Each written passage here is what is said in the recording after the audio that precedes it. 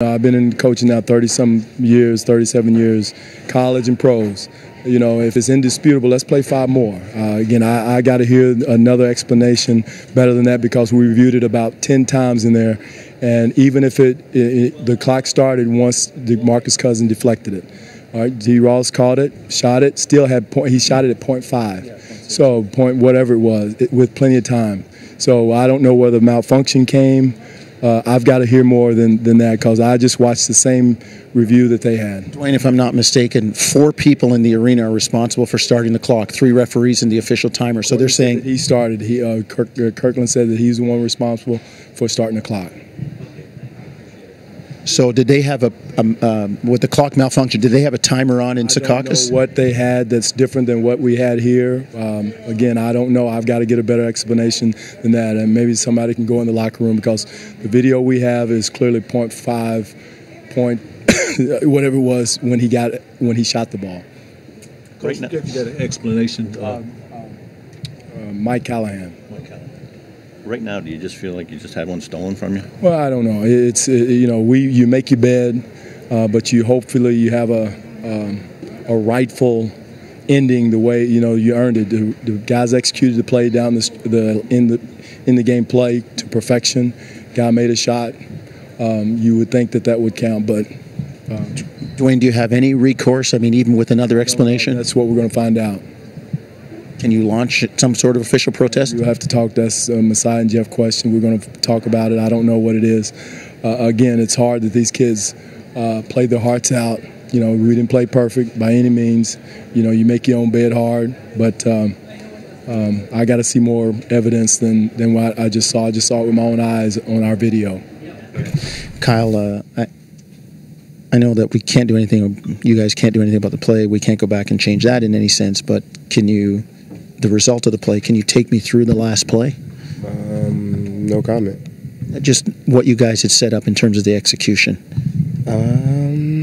No comment. Well, ball inbounded. It looked like you were maybe heading to the corner. Was that one of the options too? Although Terrence did get a good look. I'm gonna save my money and say no comment. You guys got a great game from JV early. In that first half, his presence seemed to kind of help put DeMarcus on the bench with some foul trouble. Can you talk about his play? Yeah, no comment. Thanks, Phil.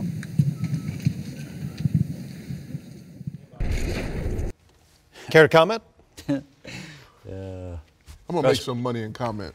How about this, though, Rick? We've been in the situation where there's been something happen at the end of the game. Maybe not, obviously, nothing like this. This is unique. But we have seen either plays or tips that have been close or a call that should have been made that wasn't called. And what does the team do? We run into the locker room. The coaches huddle around. It's really quiet. For you, like VCR tapes. For me, my first VCR tape. But they call up the play. That's far off. No, right. But no, for sure. And you're gathered around the TV. You're all huddled around the TV, and you're all watching it together. And the first time you watch it, like you could kind of hear it in Dwayne Casey's voice. Yeah. Like, what did they just call? Right. And you rewind it, you watch it again and again, and that's why Dwayne went out. I don't know if he watched it in black and white, but we're seeing that's my it in black and error. white. It's for me. That's it. It's like Because it was an analog clock working. That's why. But it's funny because you're huddled around and it's just dead silence, and you want to watch to see, all right, what just happened to us in that instance? Yeah. And Casey's comments, he's not accepting the ruling that he got from the referees at that point. Dave Callahan talking to him about what they saw, and then him going in and seeing it with his own eyes.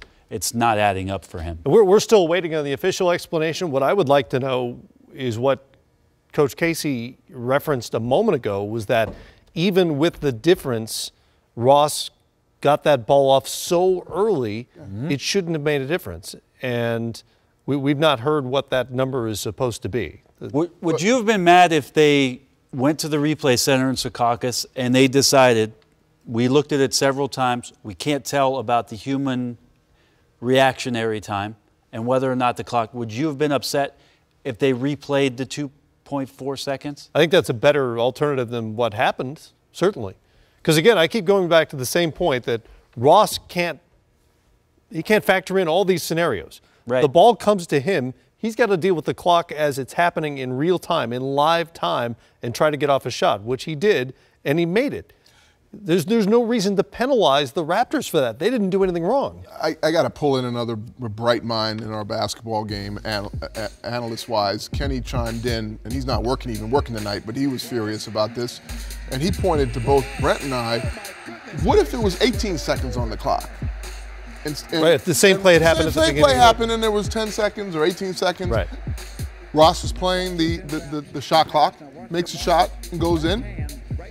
Are we blowing the whistle on that and going back and looking at that again? Yeah, are we looking at the 0.4 or 0.6 seconds or whatever it is got lost in space and time? The space-time continuum comes in, Matt, and all of a sudden, you're not complaining about that. Right. It's 2.4, Right. and we're examining that little snippet.